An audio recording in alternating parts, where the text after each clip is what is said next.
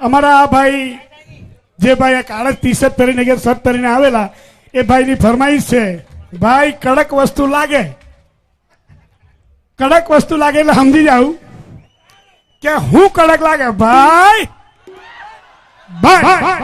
દારૂ કડક દારૂ કડક દારૂ કડક દારૂ કડક દારૂ કડક દારૂ કડક દારૂ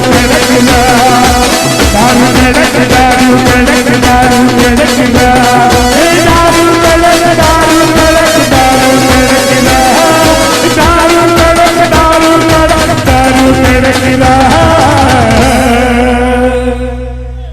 अरे देसी कड़क देसी कड़क देसी कड़क देसी कड़क देसी कड़क देसी कड़क